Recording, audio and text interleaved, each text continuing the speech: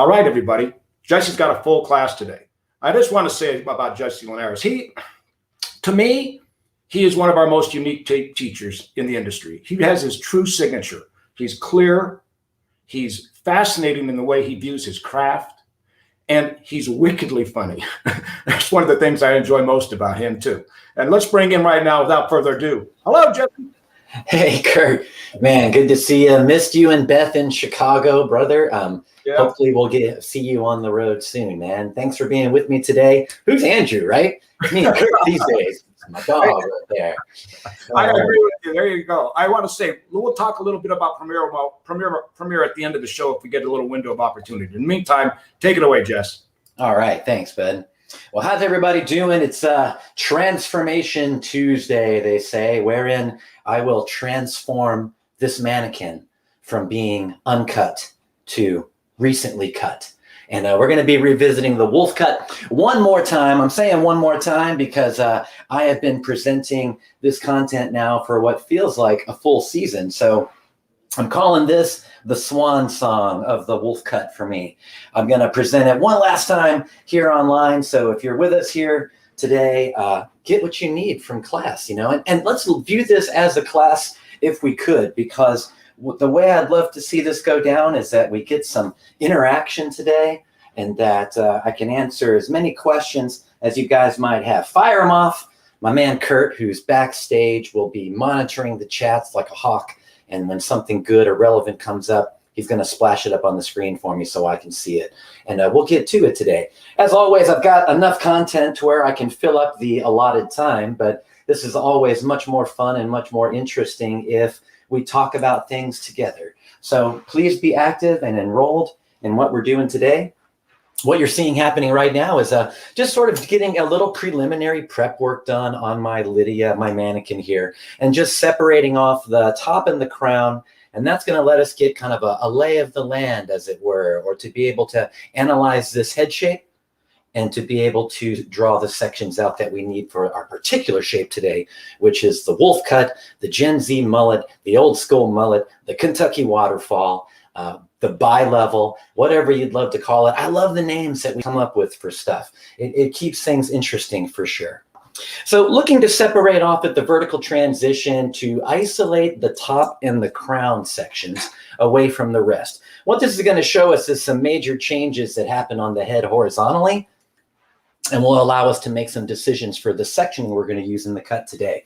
So what I'm doing is I'm moving all the hair in the direction that I generally want it to go, and then I'm going to lay my comb flat against the side of the head.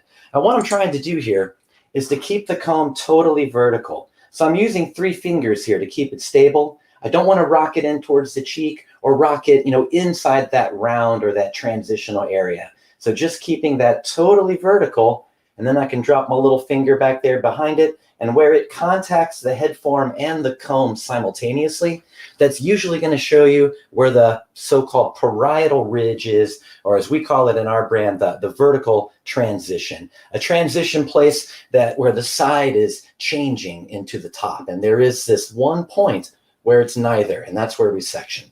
So just carrying this around the head. Am I going to use this to cut the hair with? Not necessarily, but a lot of times, especially if you're getting to know someone's head for the first time, you want to get a good section going, and it allows you to identify trouble spots. In the description for the wolf cut that I put on my Instagram, I talked about, identifying some of the mistakes or discoveries or learning experiences that we could avoid when doing this. I'm going to give you guys a little bit of that too. So what's great about the wolf cut is that it's kind of an extension of where trends were heading anyway. We went from, our lobs, we got bored with the bell-shaped weight at the bottom of the lob. So guess what? Somebody went out there and shagged it out. So we reduced all of that bulk at the bottom and began to move everything back up top again. After a while, we get bored with that, and where else can you go, right? So let's chop everything off and leave something in the back, and giving us this wolf cut. And if you do a Google image search for wolf cut, it will show you so many different things that the only thing we know for sure to define the wolf cut is its defining quality, party in the back. How short is the fringe? How short is the top? How short is the sides? You decide, as long as we've got something going on back there of interest. So if you have someone that's got a pixie that they're getting a little bit bored with, this would be a nice way to start to transition them into something that's a little bit longer, and if they want to feel on trend, okay.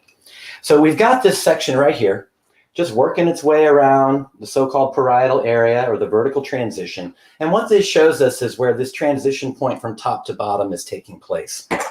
Now, as we begin to section for our wolf cut, we're going to take a line that sort of begins to describe a really wide mohawk, if you will. Just a big strip that moves all the way down from the top and into the back. Now, as we have this, a point of navigation right here is this contact place. And what we want to do now is make some decisions about what to do with the recession area. Some people, like myself, have a recession point that goes pretty far back. In my late 30s, my forehead became a 5-head, and I have all of this now to contend with. So if we have this situation and her recession point peels back a lot, one way we can sort of protect it and keep from getting the floating fringe, I call it, where there's an empty space right here, we have face framing layer happening, and then up here, the fringe lives, and it sort of just never really wants to connect. So if that's something that we'd be worried about in the front, we're going to take a little bit of this and just put it away, giving ourselves a little bit of safety net right there in the front, pulling some hair from the side and letting that live right up there with the top. So we'll take that up there and just wind it up, stick it with the rest. Now we're also going to be looking down from the top of the head.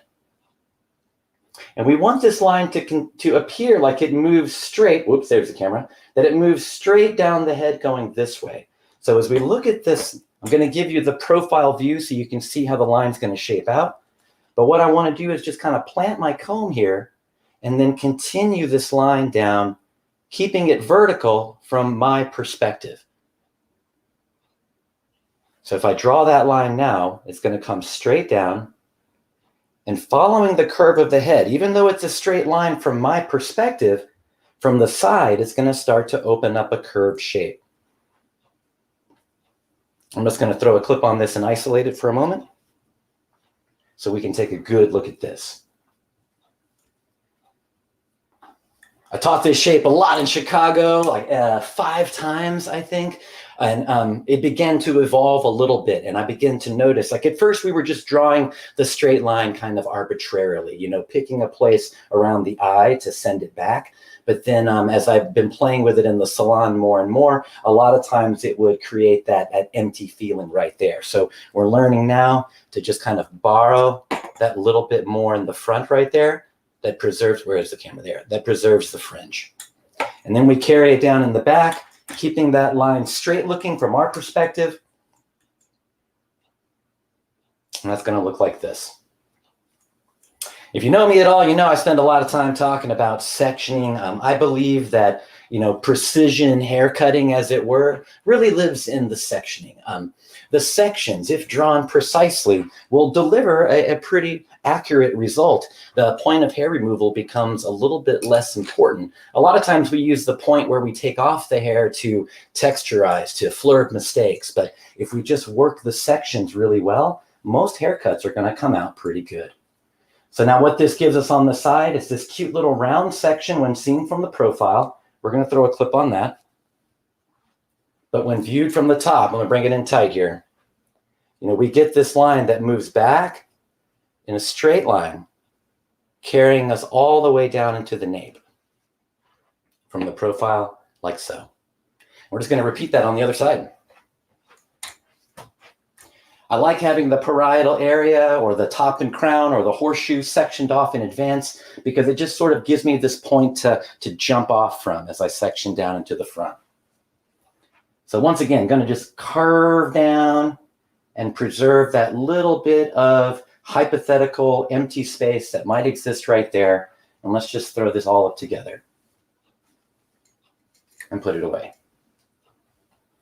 Hope you guys are having a good time today. Here in Nashville, Tennessee, it is raining at the moment. I'm a little trepidatious, hoping that the bad weather doesn't knock out my webs.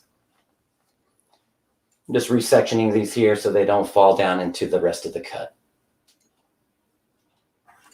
All right. And then from the top perspective, once again, we're going to be looking for how we can carry this line in a straight way all the way down and back. And we'll see how it curves around the head there. And we get to make a lot of decisions in these moments. If you are beginning to work a wolf cut idea, and if you're intending to take the sides pretty short, then we can make decisions about how much real estate we want to leave back here in this, this empty area that occurs behind the ears sometime. So if you were going to take the sides pretty short, like here's an example. If we were going to work these sides really short, then we may want to give a little more material right there to fill in that area. If that's the case, then we could adjust this parting. Right now it follows that, that described line of the comb moving cleanly in a straight line around the head from the top perspective. If I wanted to keep a little more hair back in that area, once again, we would have the freedom to simply reinterpret that line and lend a little back. That would fall down into the mix. Totally up to you. Those are some of the decisions that came back to haunt me when I did these shapes on real people. Life in the salon, it's always a learning experience. And when we don't train at home with mannequins enough, a lot of times we find ourselves having no choice but to experiment on real life people and then make them pay for it no matter what happens. So spend some time with a mannequin at home. Our favorites, of course, are from Pivot Point. These lovely ladies have been serving us so well over the years. I just want to give a shout out to them. Thank you for everything that you do for us. Couldn't do it without you. All right, so now we are left with our top and crown section, which lives here. And now we have this new wide kind of mohawk area that's going to live in the back. Here's our party in the back, as it were. Let's just isolate this and throw a clip on it. And let's begin to work the sides. I'm going to bring her in tight here so we can see. And we will begin on the left side. I'm going to make sure her head is nice and level, because we will be using elevation relative to the room today and not relative to the head form itself. So when that happens and when we say we're making horizontal and vertical lines, we have to make sure that her head is also level. So if you have that guess that as soon as you touch the back of their head, they throw it forward like that, just let them know. Keep it up top today. All right, so now in the picture that we used as collateral for the class, it shows kind of a more relaxed, longer, softer looking wolf cut. And we're going to work in that area today. So just pulling out a section right here, taking a slight diagonal back pattern, just like that. So those lines are going to move this way about an inch, diagonal back down until we reach the end of this section, and we're going to over direct everything forward to the previous section using a 90-degree elevation relative to the room. So we'll put her right there. Today's weapon of choice will be the 6.5-inch classic dry cutting shear. If you haven't seen this yet, I really do love it. The only thing we were offering in this sort of metal or weight of metal would have been the 7-inch dry cutting shear, which can be a little beefy for some people. So if you love a long shear, but that was just a little too much, think about the new classic series. They also have a typical forward or offset handle, which gives you a little bit of ergonomic position, but doesn't overdo it. All right, let me turn this way so my hand opens to you and you guys can see what we're doing. There we go. So now elevating forward and over directing to the previous, in this case, to the front of the hairline. And then we're just going to make a decision about length. We want something that's going to be a little softer, a little tuckable. So we're going to look for something that's going to hit around the cheekbone, somewhere down there. First cut, 90 degrees, over directed forward to the front hairline. And then we will choose a finger angle that is just parallel to the line or perpendicular to the line, vertical. Now we're going to talk about the entry angle of the shear a little bit. This is one movement that I've been really harping on a lot in my own work, is that when we cut hair, the angles that we put in it, here we go, create a certain influence and movement to the shape. And as you can see by the ones we just made, that those are definitely moving short to long, going towards the bottom. So the more open bit is at the top of each little section. When that collapses, it's going to sit a little more cleanly together. It takes putting yourself or your guest in the right ergonomic position. So here, and I'm going to make my cut just about 5 inches. Nice deep point cuts. And I'll let that drop. Now, before we go any further, we'll just look at it. We're making decisions for the rest of the cut here. So we're going to begin to sort of imagine how this is going to sit on her. Do we want that to kind of come around the ear a little bit? You know, is it hanging out too much? Those are the choices that you can make with her. You know, ask her, see what she says. If you want to go a little bit shorter, you certainly can.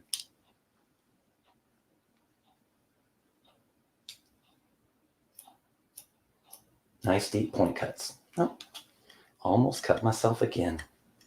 Next section, diagonal back, about 1 inch. And we're going to over direct forward to the previous parting. I'm just going to roll this away. And that gives us this section that lives right here.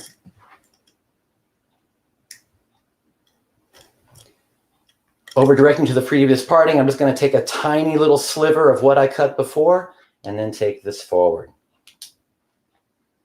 I'm going to drop her just a little bit. I simply can't reach it, guys. I'm sorry. There we go.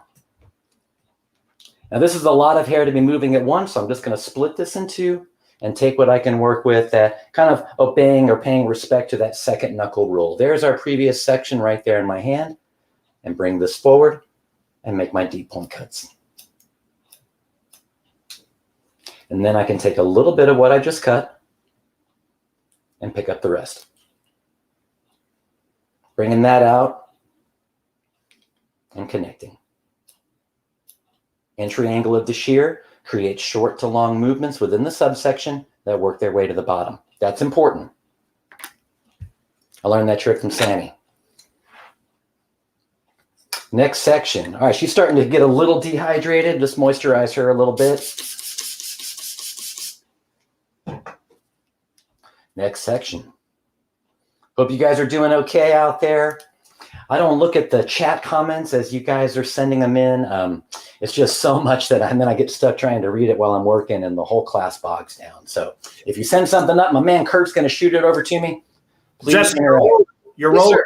the clarity is spot on. People are following it and they're really most interested in, can I get this haircut done on me? So that's where we are. All right, cool. Well, like I said, I'm going to retire this cut from my set list for the rest of the year. I'll probably do it one more time in Orlando. But yeah, I've been teaching it a while. And when that happens, sometimes I start feeling the need to switch it up a little bit. So think of this as the swan song. We want to send this cut straight out to Narnia. So get on and ask those questions and share those comments. Here we go once again. Looking for my previous guide. There it goes. Deep point cuts. Notice how we're building a lot of nice length behind the ear here. Here's our last section right there. And I'm just going to peel off a tiny sliver of what we cut before in my previous section. And then I'm going to put the rest away. I have the good privilege of working with the junior hairdressers in the salon where I work every single Monday for 3 or 4 hours. And they really give me great material to bring to the classroom. Truly, when I teach most of the time, I'm addressing all my homies out there with 5 years or less behind the chair. You know, that's kind of a magic phase, you know. I call it the getting it phase, where it's all coming together. The magic is awesome. And then the excitement is also probably at one of the highest points that it gets in your career. So I always try and keep myself in that childlike wonder state of mind. So do the best you can to keep yourself there as well, because when you do, it's all fascinating. It's all great. There's no right or wrong or always or never. And you can just appreciate everybody's work for how it happens in front of your own eyes. All right, I'm going to just bring around the profile so we can see what we've done so far. We wanted this one to carry a little bit of length with it, have a little bit more feeling of softness. So you can see now that, you know, even as we get behind the ear, we've already built some nice connecting length that's going to send us straight to the party in the back. And this length is so cute, gives us that ability to tuck it back there if we want to, or if you like the model in the picture, you know, let a little bit hang forward in that beautiful elfish quality, and then give the rest a little bit of tuck right there. Let's do the other side. Hey, Jesse, Yeah. got an interesting question for you from Mander ZZXDD. Are you pulling straight from the head with each section and using a traveling guide back? Just want to make sure. Awesome. Yeah. Thank you so much. Well, I'm getting ready to do this next side, so I'll answer the question as I'm cutting. I am pulling straight out from the head, I guess I would say. To be more exact, I would say probably 90 degrees or horizontal elevation from the head, assuming that the head is totally level, which allows me to create that true 90. And what I mean by that is this: if we allow our guests to kind of do whatever with their heads, look at their phones, with my guests, eat yogurt, do Sudoku, crochet, all the stuff that they bring to the salon, focus them up and make them keep their shoulders and neck back and head level, and just to let them know, don't tilt or turn unless I tell you to. That way I can be exact in what I'm doing, because if they're over here and I pull 90 degrees to the room, then in truth, it's really something more like that. So just keeping them focused. Sometimes you have to remind the guest of why they are here. That people are so beautiful, right? They're so busy. They have so much going on. And coming to the salon for a lot of my guests is that moment when they say, this is like the only time I get any time for myself. And you're almost like freaking out with all the free time. What am I going to do? So getting a haircut, doing some puzzles, don't let them. All right, so working here on this side, let me see where I'm going to need to be to give you guys the best angle for this. I'm going to clip this away. And I think right here is going to work. Yeah, I want my hand to be open to you. There we go. So from the profile, we get like a nice little diagonal back parting. How diagonal back should it be? Basically, the more vertical it becomes a much leaner drop. Vertical lines, as we know, collapse or reduce volume and a shape, give the illusion of length. So the more vertical they are, the leaner it's going to get. The more diagonal back or approaching horizontal they come, the more you'll get that sense of fullness or roundness, or kind of scribing a movement that's going backwards, which is why we chose diagonal back, because obviously parting on the back. So we want to send the length that way as we go, over directing to previous parting. I'm going to switch shears now. I'm just loving our new classic series. This is the 14 tooth point cutting shear, we call it. I like to think of it as well as like, in the classic days, we called them chunking shears. And what is unique about this, imagine if you could have a shear that would split the difference perfectly between our normal reversible blender, which is 42 teeth, kind of authoritative when it speaks, or the Invisiblend, which does like a very small reduction, almost can't even see where it leaves a mark. This one kind of lives right in between. It carries the same dull blade, or highly polished, I think the literature says, sorry about that. Doesn't have an edge on it. So it is designed that when the blades actually close on it, it's going to give a little bit of stretch to the ends, similar in a way that a razor affects the ends of the hair. So a very soft result, great for channel cutting or slide cutting, because since this blade is dull, once you close it, there is no exposed cutting surface on the inside. So you can bury this baby in the hair, pull it right out, if you like to do that kind of stuff. So here, we're going to switch the shear 90-degree elevation to the room, which is going to sit us right about there, and then over directing forward to previous parting, or in this case, the hairline. And looking for a relative length from the other side, just kind of checking that. And once I have it, I can make my cut. What's cool about this shear is that it creates these really deep grooves or corrugations in the shape. And as I slowly kind of move my hand away from the cutting position as I work, I'll hold this back up and you can see that we get this result that looks very point cut. Let's bring it in tight. Really, whoa, there it is. Deep texture. So it creates sort of a razored effect, a soft effect on the hair. Really nice if you're wanting to move through a lot of hair quickly with texture. So if you cut things with shears and then you come back with these and cut it some more, then just know that you could probably do the whole thing with a blender. Do I stand there and chomp a little bit longer? Sure. But I don't have to go back for recutting at the end, which is, in my opinion, that's value added. That's a time saver. So I'm going to go for it. Turning it a little bit towards you. Yeah, like that. Jesse, I got a fascinating question for you from Spaced Out. All right, Spaced Out. I like the name. How would you go about making the layers look more noticeable on thin hair. I noticed with thick hair, the layers look nice and edgy and choppy, but on thin there, they hide more and look more blended. Now that's a personal question. Different hair cutters will answer that question in different ways, but extremely fine hair, and when we say thin, I'm going to assume that we mean kind of low density, so textured and tight, so we can have fine hair, which is about diameter of the stalk, as it were. Think of like a skinny little tree in the forest.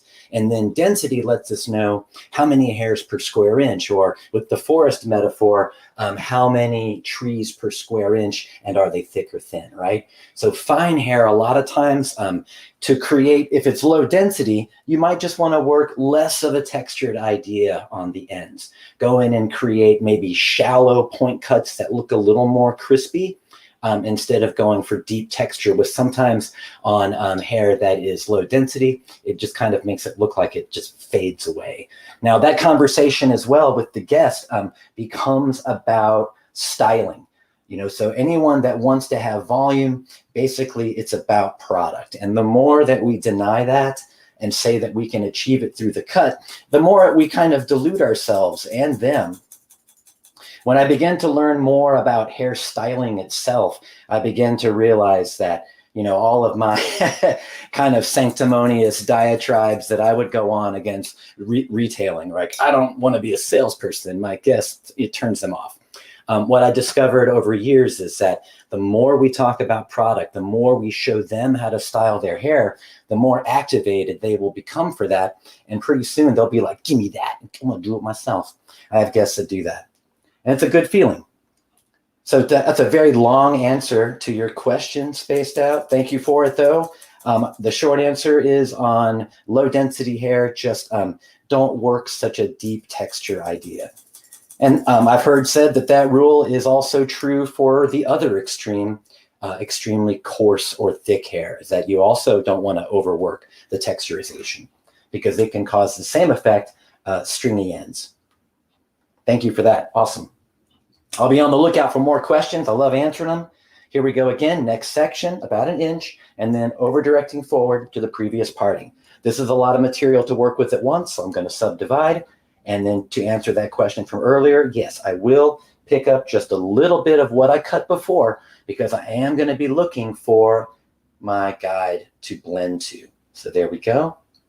And then once again, with the 14 tooth point cutting shear from the classic range, starting my chompiness and then just slowly creeping my hand away from the cutting position, which opens up those deep channels in the hair and gives that really razored or point cut appearance to it. Awesome. Man, I am so looking forward to being at a show again with you guys. In Chicago, we had the most beautiful experiences that really anchored for me the fact that in-person education is truly where it's at.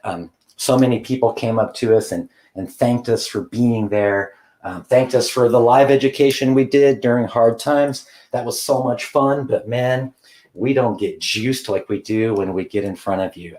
Sammy and I had a blast on the stage in Chicago. If you are anywhere near Orlando or can get to it, please come see us. We learned so much. We got kind of a new booth and stage setup that I think you're going to get a kick out of. Please definitely come see us in person, please. It is not exactly the same. This is valuable, no doubt, but don't leave off the other way, the original way. There we go. And then picking up the rest and moving my hand down and continuing.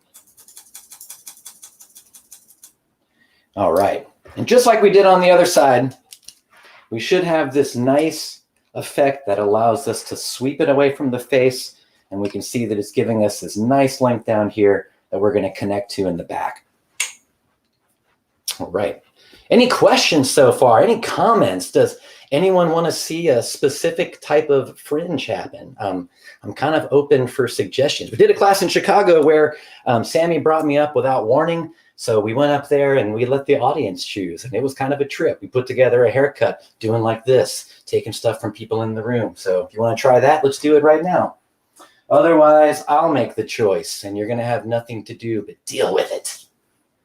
All right, picking up my shear once again.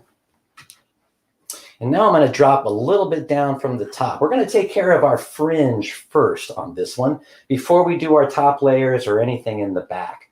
I would say that in most of the wolf cuts that I've looked at online, the focus point, where the haircut begins and ends is really what's happening on the face. What's up, my man? Jesse, I think we want to get to this one before you get to your next section here. And it's an in-depth question. Would you like to read it out loud and we'll just take it from there? Sure, buddy. I got it. All right. Question from Steph. Hey, Steph. Question. I find that I like to use this technique of cutting my lines with texturizing shears for bangs. I would love to use it more, but I find my wrist and hand too fatigued. Am I doing something wrong? Absolutely not. When we're cutting with the blending shear, yeah, there's a lot of thumb action going on. I mean, if you think about it, you're going to be throwing down about 60% more, beats with the shear when you're doing that.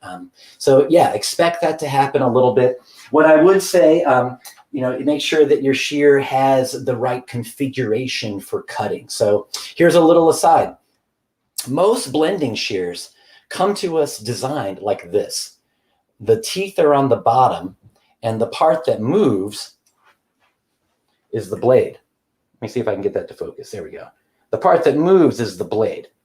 And so it's not super effective for cutting hair because when we cut hair this way, the hair is driven down into the crevices between the teeth, and it just kind of remains there while the blade just beats against nothing. So what we did with our classic series is that we designed it in a way that is more conducive for cutting hair, which is putting the moving blade on top. So if you don't use one of our blending shears already, you may find that you're having to roll your shear over in your hand to make it work, which kind of throws your wrist and elbow a little bit. Or if it's just a simple question of why does it hurt so much, you're making more strokes. So you could say something like point cut it and then go back and give it one little love tap with the blender, or do your best. Hey, Jesse, we have some finalists on what they'd like you to do. Sharon, backcomb fringe with thinning or texture shears. Spaced out suggests curtain bangs. Most women ask for those with the wolf cut. Okay. Just do a micro fringe. So you got some options. Let's do them all. We'll do them all. If you don't mind that, we blast our mannequin just a little bit. So let's start with one that we can do a little bit longer. I think that we can kind of knock out a curtain fringe and then consolidate Sammy's blending shear backcombing trick. So let's do that. And I don't want to call it a trick because it's a technique and it has a really interesting effect that we'll talk about when we get there. So yeah, thanks for feeding me on that, Kurt. And you guys, I love being imbued with purpose. Now I know exactly what to do. I don't feel as lonely as I did. So now look, here's where we interpreted our fringe from. So we're going to take this and encapsulate our safety net right there. And then we're going to be rolling this up into the hairline a little bit. So we're making a bit of deviation from anatomical correctness because real estate on the skull. The bangs really technically end at the corner of the eye because at the corner of the eye or corner front, the forehead is stopping and becoming the side of the head. So by jumping back here and picking up our safety net, we are adapting our fringe area just a little, breaking some rules, but that's okay. As long as we know why we're doing it, whose rule, right? So we can do whatever. So now I get this section that looks a little bit like that coming from the top. Do the same thing on the other side. We're going to work from our little safety net back to where we reach a point at center. We'll just push all this forward. Let me get the rest, and we will isolate this and put it away. See what we got. Yeah. So this is going to be the remainder of our top here, and we start off with a very generous big section for the fringe. Okay. Take all this forward. All right, we're going to talk about a couple of things here. We will do the backcombing thing. We will cut a curtain fringe. We will cut a micro fringe. Part it down the center line. Excuse the back of my head here. There we go. So one side and then the other. I love working with guides. I'm a busy hairdresser at the chair. So if you work full time, you know a truth that I also know, which is we don't always remember what we did last time. Heck, sometimes I don't even remember the person if I've only seen them once or twice. I'm like, I know that name, but who is it? So I love having little dependable things that I can use in the salon to help myself out, to remember, or if I don't remember, how I go about identifying the footprint of my own haircuts or anyone's whom I meet. And so using anatomical points on the head, here we have center line, and then we have the place where our fringe sort of ends up down here at the bottom of the safety net, as it were. So I'm going to take a guide right there and peel that off. It's coming from right there. And then I'm going to take a guide here at the center line, where the fringe on the left side technically begins and ends. I know if you've seen me do this before, but I believe that it is good tech for a busy salon hairdresser, or, you know, for anyone who's just starting and would love a way to look at how to construct these things with intent and purpose. Where's my shear? All right.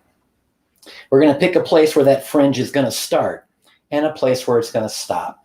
Now, we get to play a little fun game here because we have her profile that's already happening for us. You know, we already cut this. This might get tucked behind the ear. It might not. So how is this going to marry to that? And I'll just pick a spot where I think it would kind of work into the framing, and we'll cut a guide. That's going to put us right about there. And that should feed us right down into those face framing layers. And because this lives below the recession area, it's going to help us, you know, conceal the fact that there might be a little low density up here like mine. Right there, so deep. Over here, we have a guide where the fringe is going to start. Pick a place for that and then make a guide. So let's have a little bit sultry and romantic there, right there in the eye. So now we have two guides. I'm going to just throw a little clip on this area that I've worked with before and put it away so we're not distracted. There we go. Two guides to connect. And I'm going to pull down the rest of the hair and carve off just a little bit of perimeter length, if you will, in the fringe area. Just to make sure that we like how it's going to sit before we commit all of this to it. You know, being safe. So I've got two guides, and I can make this cut. So I'm letting it hang without a lot of tension. You know, the hair is semi-dry, and I can make that happen. Don't feel like we always have to, especially with these textured ideas, that we have to go in there and put so much tension and stuff on it. If it's designed to live loosely, sometimes you can let yourself relax and cut it loose. Here's my guide where it stops. So I know that by the time I get to this area, then the hair needs to be about that long. And then here is where I'm starting. So feel free to go in and kind of freehand that a little. You know, have some fun with it. Close your eyes, ma'am. Coming over your cheek here. And notice that I'm not making the line like totally straight across. It's really kind of a fun little sculpting game. You know, set that to where you think it would look best. So now I've got length for the perimeter that will guide me into how I layer the top to it. And we'll use Sammy's blender trick for that. Grabbing another shear here. I'm going to switch over to my 6-inch reversible blending shear. What's nice about this is that it gives us, it's called reversible because it gives us two tangs and a symmetrical or barber grip that allows us to control whether we want the teeth on the top or the teeth on the bottom.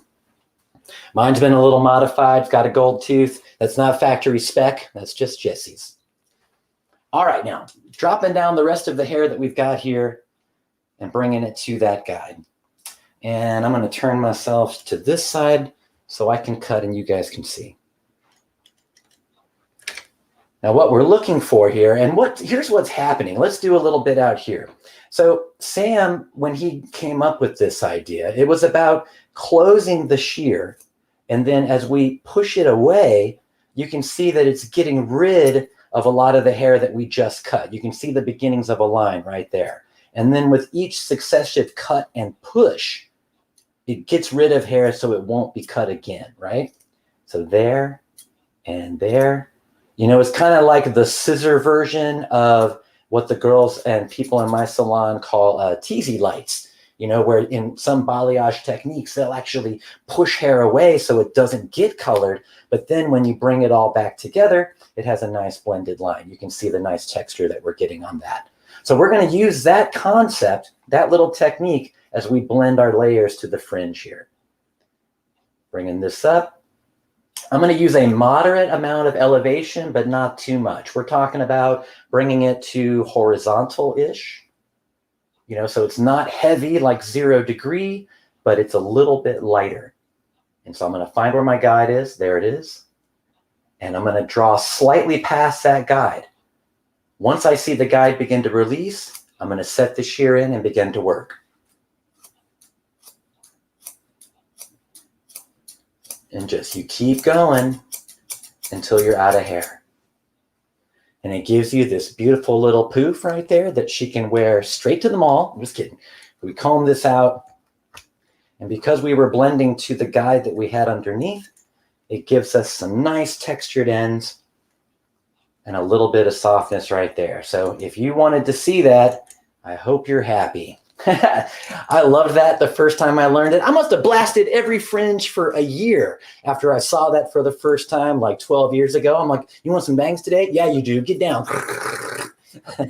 Hey, Jesse, I got to tell you, I wish I could wear that to the mall, but you know how it is. I want to have a couple questions that have come in while you were doing that section there. So let me bring them to your attention. Thank you, sir.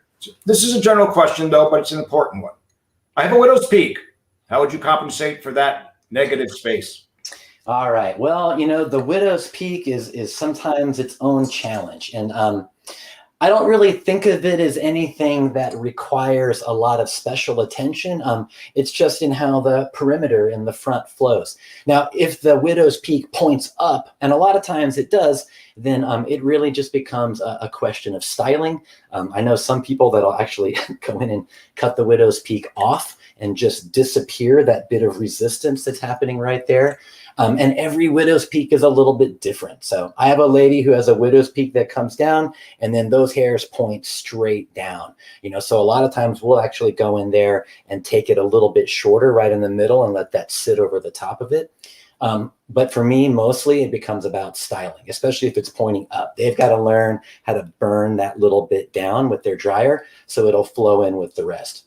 And if their front fringe is just so committed that it won't do anything else, these days I'm saying don't fight it. Give them something that will work for that. And right now, trend is like no trend. Anything goes. It flows up, it flows away, it flows forward, it flows from the side. Whatever you want to rock, you can pull it off if you want to. So I hope that helps. And we got one more for you. Tanya asked this question. Would you use the blending shears on really textured and curly hair? Absolutely. And what I'll say when we talk about these kind of what if questions, the answer is always yes. There is always a way to use any tool you want on any type of hair. I've seen that proven by great hairdressers. I've proven it myself in my own world of hair. So the same rules apply. If I had extremely coarse, dense hair, or if I had extremely fine, low density hair, then I just want to, if I'm using the blending shear, to make sure that I'm working in kind of a crispy way, that I'm not going real deep repeatedly and causing the ends to string out, that I am keeping the texture kind of focused in a specific area of the hair and keeping it under control. Let's go over to this side.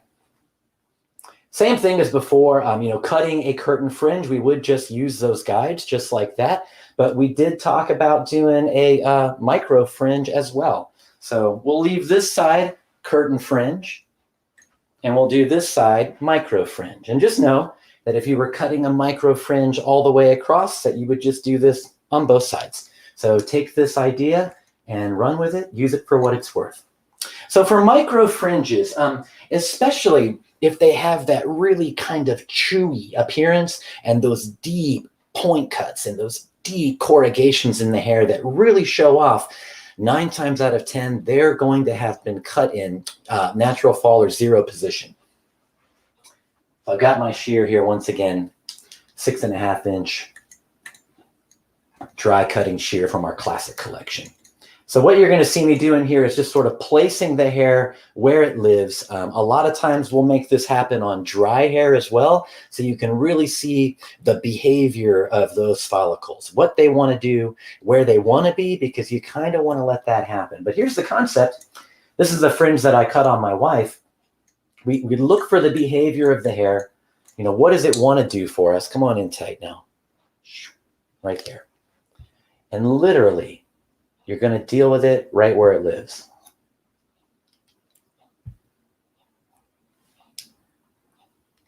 Notice that right there, you know, we get that really powerful line that lives right there. And it's only going to happen if you cut it where it's going to be. Because if we elevate this, then we're creating, you know, at zero, let me set this down a second. You know, at zero, the hair all sits together, but the more we elevate, it begins to spread the bottom and the top apart, and it creates softness. So if we were to elevate these sections and cut them, when they came back down, they might be a little more piecey, a little more wispy, and they spread out a little bit too. So if you want those really crisp statements, you've got to make them right where they live. You know, these fringes can go very fast. You know, you take a deep breath before you start. And that really kind of opens up the space right there.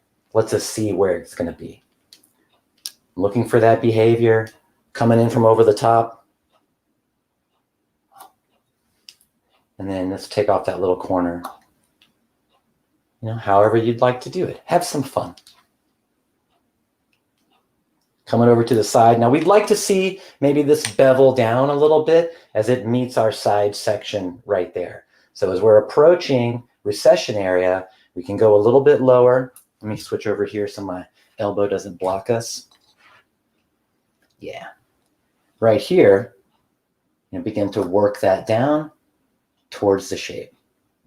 And don't be afraid to disrupt it. You know, when we style that, it'll give us a nice little open fringe that's really nice and chunky. Just make sure that you don't put too many layers on it, because you'll take away the strength from the bottom. Just as if you were cutting a 0-degree bob and you didn't want any layers, you know, just don't pick it up and cut it any. So there's micro fringe on one side, and then over here we got a little bit of a curtain that blends very sweetly into those side sections, kind of delivering that softer look that we saw in the model picture. Let's look at the top now. We're going to switch over now to our Artist Series slide cutting shear. These are great for working from the interior going out. What's awesome about these is that they, as soon as it comes into focus there, yeah, you'll notice that the blades sort of curve away as they work down. So as this shear comes to a close, by the time it hits about this position, it's going to begin to let the hair escape. It's going to push the hair away. So it's not your weapon of choice if you're wanting to cut a really crispy straight line across the bottom, because it's going to fight you and push the hair. But when working from the inside going out, it is awesome because it just feels so buttery. It doesn't want to bind up in the hair as we work. So on the side sections, we were working in a slightly diagonal back way, which was encouraging length to flow towards the back, while at the same time over directing to previous section, which causes length to build towards the back once again. So we're going to work our way up top here, and we're going to just continue with the plan that we had from underneath. Slightly diagonal back sections, and we're going to over direct to previous or towards the face, which is going to build length towards the back of the head. Center back will be our farthest away position, so the heaviest part of the cut is going to be there. Took a little bit of the length right here, and we're going to slide cut from the interior. So I'm going to elevate this. You can decide now. This is where we were underneath. If I want to blend to that, I connect. If I don't mind a little disconnection or detachment, kind of look for where you think you'd like to see that layer sit, and you can make that choice. Totally up to you. Where do we begin? We'll take a piece from the fringe that we just cut. That piece was living right up in here from the center line. We'll connect to that. I'm going to turn this way so you guys can see the action of the shear. and over directing forward slightly. There's my guide. I'm going to pull past the guide and then begin to work from the inside out, closing slightly as I move forward. You know, with slide cutting, you know, we contend that you should never just open the shear and get it in the hair and slide through. Is that there should be a slight closing feeling or a closing action as you move forward. It just encourages the shear to work to its best ability.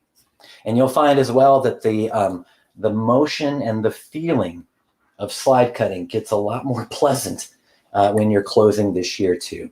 An old technique called pinching and talking I had seen before, where you know, we would actually open the shear and kind of never close it, but just work our way down doing that. Slide cutting is one fluid motion until the shear is closed. If you want to, you don't have to close it. All right, 90-degree vertical, over directing forward to previous parting. And when I see my guide fall, I can make my cuts.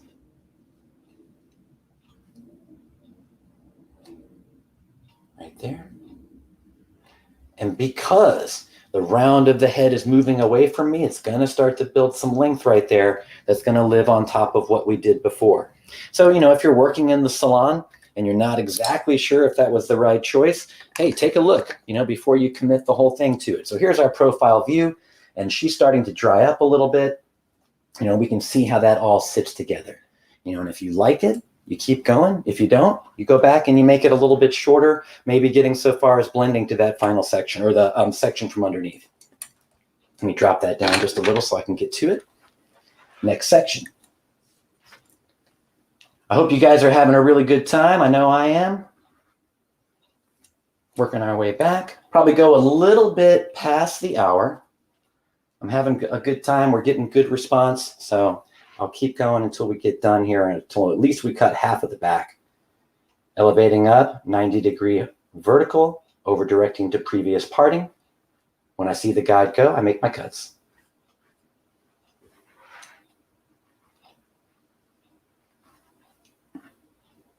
Elevate up, vertical, over direct to previous parting, and make your cuts.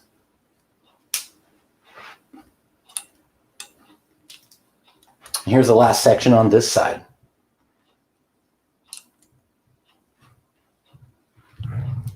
Let's see.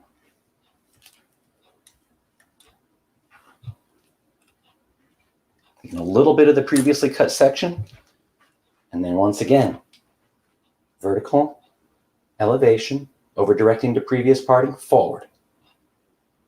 When I see my guide go, well, and so what we're getting now, this section that's going to sit on top of what's happening in the back, a nice little bit of flow moving backwards.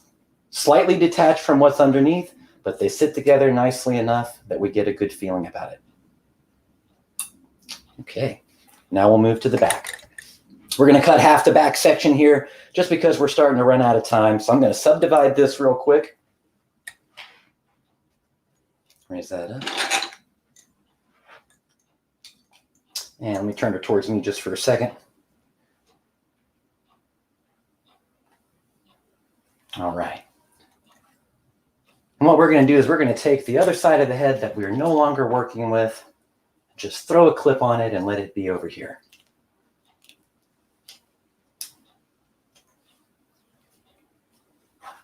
Okay, here's where we'll be. So we've worked down into the crown a little bit, and this is where we're living. And all we're going to do is just find a way to connect to it using the same diagonal back pattern. So coming down from the top,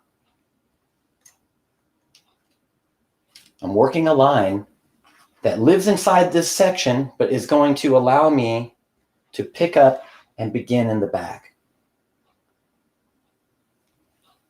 And it won't take very many cuts because it's a relatively narrow section that we're living in. Here's where we are. Here's where my last section left off that I had been using from the top. So we'll take this in amounts that we can work with, and we're going to blend to that. 90-degree now back to horizontal and looking for the previously cut section, which is right there. If I'm slide cutting from the top, this is great because the angles I'm creating work short to long going towards the bottom. Give me this rest a little bit. Hair's getting a little bit dehydrated. Let me grab some moisture for her.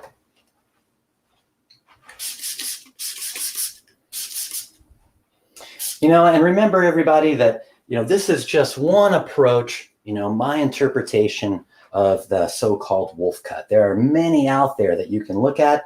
I would advise you take in as much information as you possibly can and just put it in your pocket. You never know when life in the salon is going to ask you to use it or to bust something out.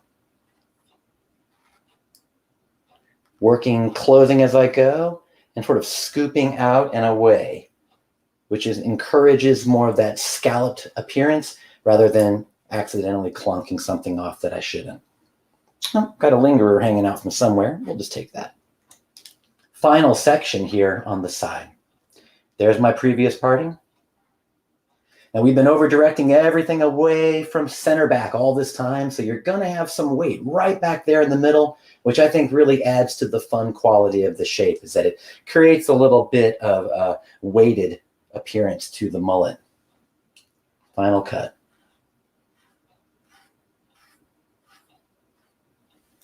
All right. So let's get a profile view on this. Have a look. Drop down this side of the center. Yeah. And let's just turn her over here. Now we've got the micro fringe on this side, but we get a really nice appearance that just wants to brush back, because it builds that length towards the back of the head. And when this is in motion and has the right product and movement on it, that it all sits together pretty well.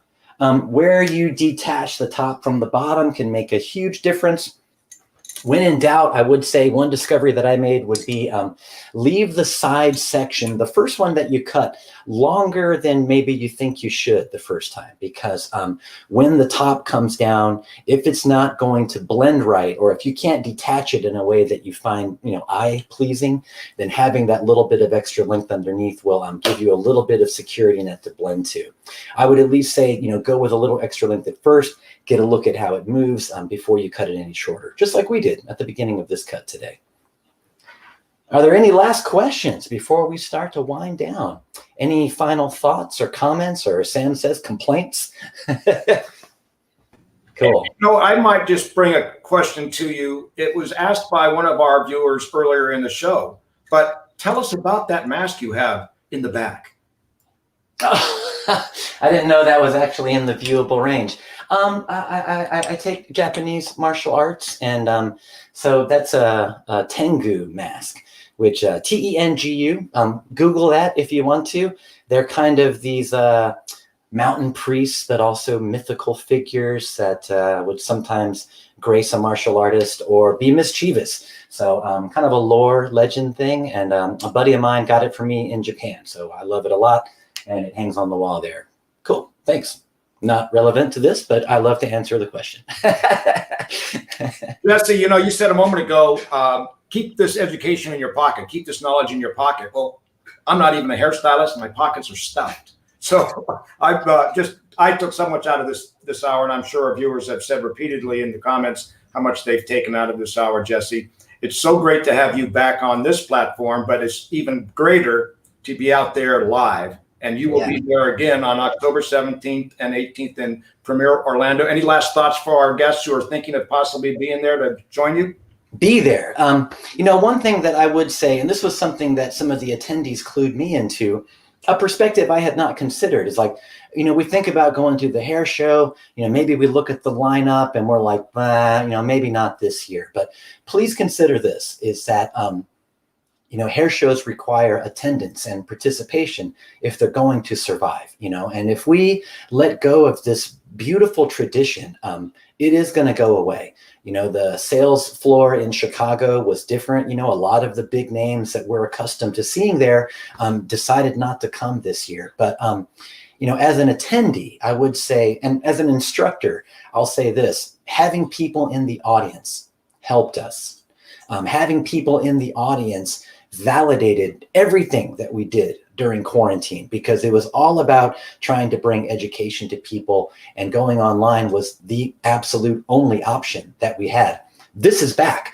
We can get back to in-person education. And after a show, after all this time, I am absolutely 100% more sure than ever that in-person education is the best, because even if you're just sitting on your keister and watching, you still got that person right there. And there is no denying that there is a connection between us and you guys when we come together in a room. So, even if the content doesn't look that exciting, buy a ticket and go anyway, and support the system and help keep this around for us and for you and for all hairdressers, because it needs to happen.